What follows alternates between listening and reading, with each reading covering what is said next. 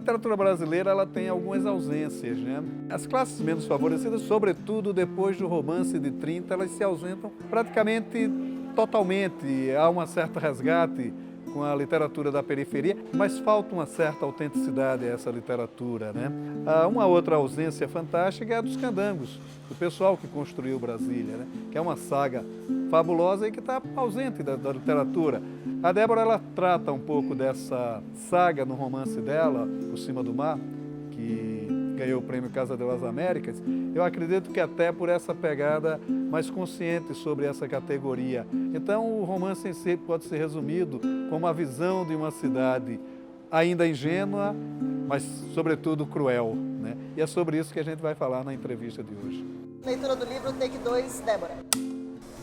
Do alto, os telhados luziram na névoa delgada.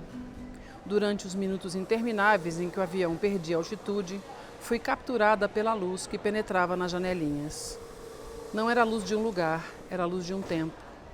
Fechei os olhos por um segundo e voltei à Catedral de Brasília. Corri nas ruas do IAPI, chupei cajuzinho do mato nas redondezas da Ceilândia. Joguei bete na frente de casa. Fechar os olhos me acordou a memória. Essa é a verdadeira função de se fecharem os olhos. Zé Augusto tinha me falado muito do Ambo, a terra onde ele e a maior parte de sua família nasceram. Na semana em que nos conhecemos no Rio, vimos na internet fotos antigas da cidade, quando se chamava Nova Lisboa, no tempo colonial, e algumas outras, tiradas depois da independência e durante as guerras. Muita destruição. Imagens impressionantes de edifícios cravados de bala, do terminal do aeroporto Albano Machado, quase em ruínas, das ruas esburacadas, da vegetação calcinada. Eu olhava para as fotos dos prédios bombardeados e pensava que talvez meu pai gostasse de vir a Angola, com mais alguns candangos, para ajudar o país a se reconstruir. Débora, Por Cima do Mar. Vamos falar sobre o Por Cima do Mar. É um livro curioso, né? Porque é a história de uma menina que se forma em uma Brasília que ainda tinha algo de inocência, né? Quer dizer, como é a visão dessa cidade, de certa forma inovadora para quem não conheceu a cidade, né? Procurei fazer em relação à visão de Brasília, foi uma visão da personagem. Como ela é uma personagem que nasceu na Vila IAPI e foi criada na Ceilândia, ela tem uma visão do plano piloto de fora para dentro. Então, não é a mesma visão de uma pessoa que foi criada no plano piloto. Não tem como ser, porque, inclusive porque é uma identidade criada em contraponto, né? As duas coisas são feitas em contraponto. E o contato que ela tem com Brasília é um contato muito pela UNB, porque ela vem estudar na UNB. Então, ela entra na UNB num momento em que não havia pessoas negras na UNB, ela é uma mulher negra ceilandense. E isso acho que era a realidade, hoje em dia não é mais, a universidade já ficou mais colorida, felizmente, mas naquele tempo não era assim. Ela entrou na UNB em 87, na narrativa, né? E o contato dela com o plano piloto tem também uma dimensão de violência, porque ela tem um contato com playboys do Lago Sul, e é um contato muito violento. E também a história do show que ela vai assistir, ela não tem nenhuma familiaridade com esse espaço. Ela só passa a ter familiaridade com o plano piloto alguma quando ela vem morar na colina. Mas mesmo assim é uma coisa protegida, porque ela mora dentro da UNB, de alguma maneira, não é uma relação com o plano piloto. Isso foi uma escolha mesmo, porque ela é uma pessoa de Ceilândia. E o lugar onde ela se sente em casa é Ceilândia, não é no plano, né? E mesmo o plano piloto, a gente percebe que na literatura, Brasília não ninguém fala de Brasília. Brasília as pessoas falam para falar de política, né? E Brasília está muito além disso, né? Uma cidade está muito além disso. Né? Essa dicotomia, né? Quer dizer, ela de certa forma ela é herdada pela personagem, né? Porque vem dos pais, né? Aquela história, a própria vila do IAPI, onde ela morava, ela foi uma vila que se construiu com a falta de possibilidade desses candangos ficarem no plano piloto. Eles constroem aquela vila e eles são levados para mais longe ainda, né? Quer dizer, esse processo de exclusão de quem construiu a cidade, de não ficar na cidade, ser excluído da cidade, é o forte da sua discussão dentro do livro. É incrível isso, né? Você pensar que os candangos que construíram a cidade não tinham onde morar, né? Boa parte. Então, a Vila IAPI e outras invasões, como eram chamadas aqui em Brasília, as essas comunidades, né, foram criadas por pessoas que não tinham onde morar. E boa parte dessas pessoas eram candangos que tinham trabalhado na construção. Então o cara constrói uma cidade e na própria cidade ele não tem onde viver. Aí mandaram para muito longe, para fora das vistas mesmo, porque o IAPI ficava ali onde é hoje a Candangolândia. Então quando os aviões chegavam, você sobrevoava o IAPI. Você tirando dali, você tira da vista de quem está chegando na cidade. Você nem vai ver mais nada. Quer dizer, vamos tirar essas pessoas daqui para bem longe. No momento em que eles criaram a Ceilândia, eles compraram uma terra numa fazenda para lá de Taguatinga. Naquele momento, aquilo era muito distante. E a locomoção das pessoas ficou muito difícil também. E as pessoas receberam lotes para fazer suas casas e tal. E a cidade acabou virando o que é hoje. Ceilândia é uma cidade enorme, hoje populosa. Mas ela não começou assim, né? Ela foi eu imagino, eu não vivi isso na minha pele, mas eu imagino que tenha sido um começo muito difícil, né? Há um ponto do livro também que ele acaba falando um pouco da cena artística que foi dos anos 80 na cidade, que foi muito representativa, né? Agora, essa cena, ela de certa forma marca a personagem, essa cena artística, ela marca a personagem. Mas ela se sente excluída também dessa cena, né? Por que ainda essa marca de exclusão na personagem? Quando ela se encontra com uma amiguinha de infância dela, que na verdade era a criança de quem a tia dela era babá, era uma relação assim, a tia dela era babá, a mãe dela era cozinheira, então ela era filha de 2 empregadas domésticas. E o primeiro contato que ela tem com uma pessoa do plano é a Virgínia, que na verdade era cuidada pela tia dela. E 15 anos depois ela reencontra a Virgínia num show da Cássia Eller e ela encontra a Virgínia e ela não quer ver a Virgínia, porque aí a Virgínia já representava para ela uma espécie de marcação da diferença, porque ela logo percebe, a primeira vez que ela vê a Virgínia, ela já se assusta, até com a compleição física da menina mesmo, com a boneca toda moderna que a menina tinha, ela já percebe que tem uma diferença ali. Ela tinha 5 anos de idade a primeira vez que ela vê a Virgínia. Então, quando ela reencontra a Virgínia, ela não quer reencontrar, mas a Virgínia a reconhece e vai imediatamente falar com ela. E aí elas têm um reencontro. E nesse reencontro a diferença está sempre marcada. Não porque ela queira marcar, porque a diferença existe, está ali, está posta. A mãe da Virgínia faz questão de mostrar que existe essa diferença. E ela continua sendo uma pessoa que veio de Ceilândia para ver o plano piloto, as coisas acontecerem aqui. A diferença ali naquela história é que ela fica muito mobilizada pela música da Cássia. Então ela tem uma relação com a Cássia de admiração, as duas muito tímidas, elas acabam se falando muito pouco, elas não ficam amigas, mas ela tem na verdade a ideia foi colocar uma artista muito emblemática e muito representativa de Brasília no final dos anos 80, junto com uma pessoa que tinha digamos, um temperamento semelhante ao dela, que as duas muito tímidas, mas depois a Cássia volta na vida dela em alguns momentos, fica uma pessoa importante para ela, mesmo não tendo tido uma relação pessoal, né?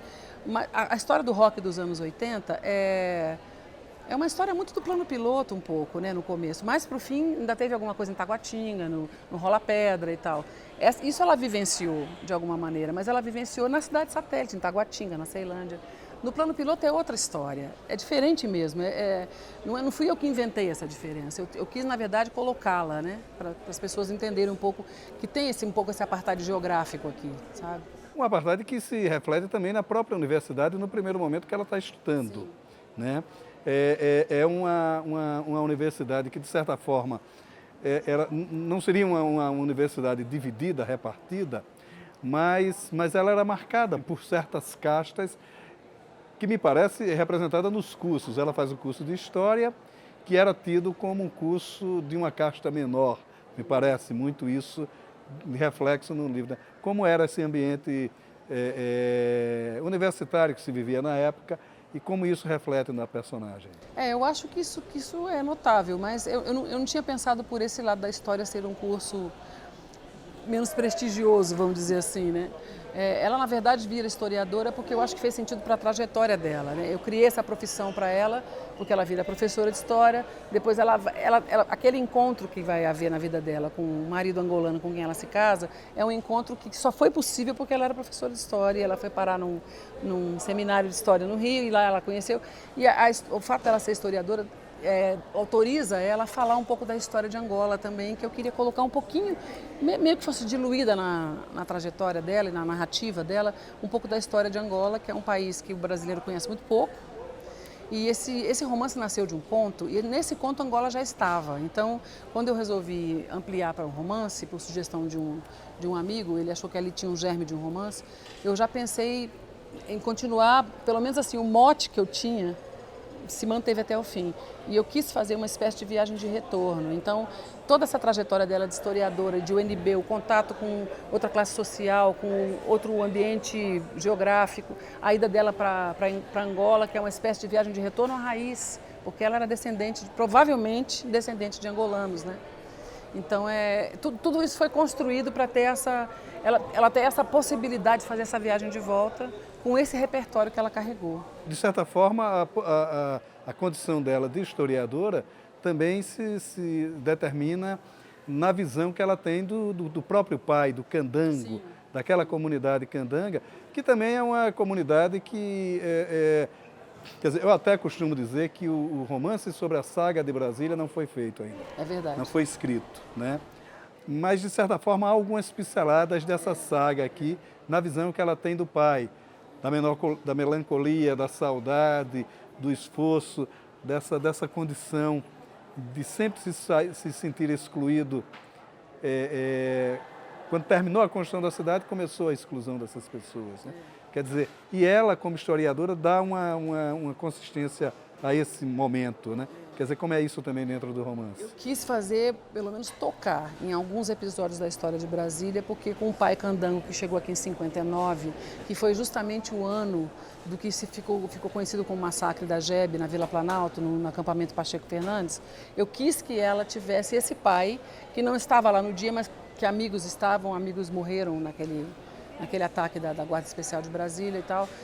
Eu quis trazer esse evento para dentro do livro, porque era um evento que me impressionava muito. Eu vi o filme do Vladimir, Conterrâneos Velhos de Guerra, e li alguma coisa sobre isso, pesquisei bastante.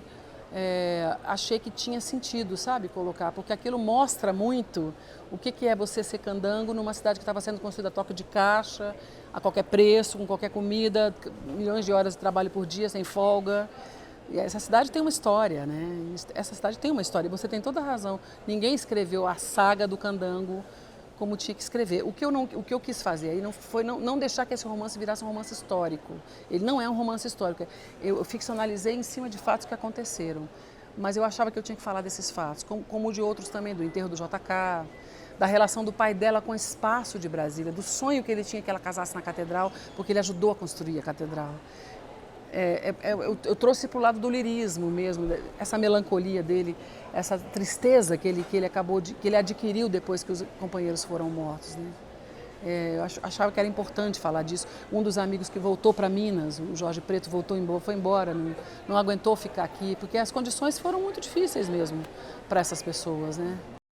Construir uma cidade é uma tarefa muito difícil, muito intensa. E claro que isso gera inquietudes humanas muito profundas. Em toda a sua obra, o escritor João Almino procura falar um pouco sobre isso, que é a construção de Brasília, o que é mais do que isso, a formação social e humana de Brasília. O romance que mais sintetiza isso é o Cidade Livre, onde ele centra seus personagens no núcleo bandeirante, de onde as pessoas saíam todas as manhãs e continuavam pela noite adentro construindo a cidade. Essa inquietude de você viver ao lado do poder, de frente para o poder, mas não ser, de certa forma, poder, inquietou muito a literatura do João Almino. O João Almino tem uma prosa lírica, mas, sobretudo, uma prosa consciente sobre a formação humana de Brasília e, consequentemente, do Brasil. No que a gente poderia chamar de segunda etapa do livro, ela vai a Angola, ela casa, né, com Zé Augusto, vai para Angola e ela já desembarca se sentindo em casa. Essa identificação imediata dela, né, não é nem com o estágio de pobreza da cidade, é uma coisa mais profunda do que isso. Né? Mais ancestral, talvez. Como é que mais... se dá isso? Na verdade, quando ela desce em Luanda, eu não percebo que ela sinta tanta identificação, porque Luanda é uma metrópole, né, gigantesca, complicada e caótica, né? Eu acho que ela vê um pouco dessa Luanda, passa por essa Luanda, mas como ela não fica em Luanda, e eu escolhi que ela não ficasse de propósito, botei ela em Benguela, botei ela no Ambo, depois botei ela morando em Benguela, porque eu acho que Luanda, na literatura angolana, é a cidade que é mais retratada. E eu queria ir para um lugar onde não tivesse Luanda na história. Então Luanda é uma passagem dela porque ela tinha que descer de avião lá. Depois ela vai para Benguela e para o Uambo e para Benguela e ali a história se dá. E também as narrativas do Zé Augusto, o tempo da guerra, ele está no Lubango, ele anda um pouco dentro de Angola. Eu queria mostrar um pouco da geografia do país, um pouco, umas pinceladas, né? Em Luanda não tem essa identificação, mas quando ela chega em Benguela, quando ela conhece a família do Zé Augusto, no Uambo, o Uambo, para as pessoas entenderem, o Uambo é uma cidade que fica no centro do país, é a Planalto Central de Angola. A província do Uambo, capital Uambo. E o Planalto Central do Distrito Federal do Brasil é Brasília, né? Então eu fiz um nexo entre os dois planaltos, que tem muitas semelhanças de vegetação, de relevo. Ela vive ali no Uambo uns poucos meses, depois que ela se casa ali com uma família de pessoas oriundas do Planalto Central. E essa família a traz de volta para o seio de alguma família. Ela tinha ficado órfã de pai e mãe há um tempo, então ela reparentaliza. Ela se reparentaliza com os pais do Zé Augusto, principalmente com a mãe, que ela faz uma ponte muito forte com a sogra, né? E esse livro é um livro de mulheres, né? As mulheres são muito fortes, né? Os homens passeiam pela história, mas a história é das mulheres, né? Então a segunda pessoa mais forte do livro é a Dona Lali, que é a sogra dela. É ela e a Dona Lali. O Zé Augusto passeia por aqui, o pai dela, Serafim Bemol, passeia também, mas as mulheres é que são a força da narrativa, né? E aí é isso, a Angola dela também era uma Angola, ela sabia que ela tinha provavelmente ancestrais angolanos, porque os negros de Minas Gerais, o Sudeste em geral, a maioria, principalmente quem veio no século XIX para o Brasil, veio de uma África subsaariana, da região congo-angolana, de tronco linguístico banto. Então sempre foi assim a gente já sabe que provavelmente os antepassados da Vitalina, da Lígia Vitalina, vieram dali. Porque a mãe, a tia dela, a família materna é toda mineira. Então elas sabem que uma trisavó talvez tenha vindo de Angola. Essa identificação, ela é mais profunda porque ela é cultural também, sim, não é? E isso é da ancestralidade dela, né? Quer dizer, também como é essa linguagem, esse fenômeno na cabeça do personagem, né? Da personagem. Eu acho que o contato que ela tem com a família, primeiro é um contato muito afetivo. E isso faz diferença para ela, porque ela desembarca numa Angola que ela sabia como historiadora, que ela lia dos livros, e essa coisa mítica, essa imagem mítica que a gente tem de Angola na diáspora, né? Quando ela chega lá, ela dá de cara com uma Angola contemporânea, né? Uma Angola que recém tinha saído de uma guerra, fazia poucos anos que a paz foi em 2002 e ela vai para Angola em 2011. Então fazia pouco tempo que estava em paz, e o país ainda estava muito destruído, né? Vivendo ainda muito as consequências da guerra. E ela vai ver a Angola de hoje e alguns costumes diferentes dos dela, né? Um contato dela é engraçado, mas é um contato. O que eu percebo no último terço do livro, que é a parte onde ela está em Angola, é que é quase uma coisa idílica. Tem uma coisa romântica, mesmo falando de guerra, mesmo falando de destruição, de morte. Eu acho que ela está ali, parece que ela chega num outro lugar do próprio espírito dela, de acomodação. Ela casa com uma pessoa, ela adota uma criança e tudo acontece ali, naquele espaço, como se fosse uma espécie de... Deixa eu me reconectar com alguma coisa minha, que eu estava meio... Eu não sabia onde estava essa coisa. Eu acho que Angola para ela é um pouco isso. Eu acho mais leve a parte que ela está em Angola, talvez, do restante do livro, não sei. Essa é a minha impressão. Não sei se eu estou com a impressão certa, né? Mas quem lê que pode me dizer, né? E ela volta mais, eu não digo humanizada, mas ela volta mais fortalecida, sim, mais determinada com as crenças dela, né? Quer dizer, a Angola, de certa forma, a fortalece, sim, né? E havia a intenção de você fazer esse personagem que ela vai numa trajetória de fragilidade extrema, né? A chegar a de certa forma, essa mulher. Raquel de Queiroz tinha uma expressão muito boa, essa mulher danada. Quando eu comecei a escrever o livro, quando eu fiz o conto e depois quando eu comecei a fazer o romance, a Vitalina, que até então nem se chamava Lígia Vitalina, ela só tinha um nome, era uma mulher melancólica, quase depressiva. Eu cheguei a escrever cenas dela depressiva. Com a passagem, eu fiquei 5 anos, né, escrevendo esse romance. Com a passagem do tempo meu aqui, não do tempo dela, eu comecei a botar atributos que ela não tinha. Então ela virou uma pessoa mais guerreira, mais aguerrida. mais consciente da consciência de classe, de consciência étnica, consciência feminina e tudo mais. Com tudo que foi acontecendo com ela foi ganhando essa consciência. E sempre uma pessoa muito cética, ela não é uma pessoa religiosa. Essa característica ela manteve, mesmo ela sendo filha de duas pessoas muito religiosas e de ter contato com a Docas, que é uma amiga muito mística, ela inclusive tira sarro da Docas um pouco desse misticismo. Ela é uma pessoa, ela é uma cientista, vamos dizer assim, mas o lirismo, o lado afetivo dela todo, da ancestralidade dela, está presente ali também. Na verdade, quando eu construí, ela não tinha, ela foi ganhando essas características. E como o livro é todo construído, sem estar ele não está na linha do tempo, né? Ele vai e volta no tempo, o tempo todo. Ele tem flashback e flash forward o tempo inteiro, né? Vamos dizer, o presente ela está em Benguela escrevendo, porque ela está coletando lembranças, na verdade, ali, né? Mas ela vai e volta com 5 anos, 20, 30, ela não tem cronologia amarrada ali, né? O livro foi todo escrito assim, com fragmentos. Depois me deu um trabalho danado para montar, porque na hora de editar eu tive que montar um quebra-cabeça. Mas há quem diga que o livro, de certa forma, é inconcluso. Né? Que o livro não terminou. Tem um final aberto. Que precisaria retomada. Já houve 2 pessoas que me falaram que tem continuação. E você? Mas eu não tinha pensado, honestamente, quando eu queria dar um fim. Quando eu resolvi que o fim ia ser aquele, eu pus o fim. Falei, esse é o fim. É um fim que dá a entender que aquela história continua, mas não o meu livro, a história dela continua, não o meu livro. Eu não vou talvez escrever mais essa história, não sei, talvez até eu resolva escrever, mas não agora, eu já estava com outra coisa na cabeça, sabe? O livro ganhou o Casa de las Américas do ano passado, né? 2018. E aí, como é que foi a recepção desse prêmio?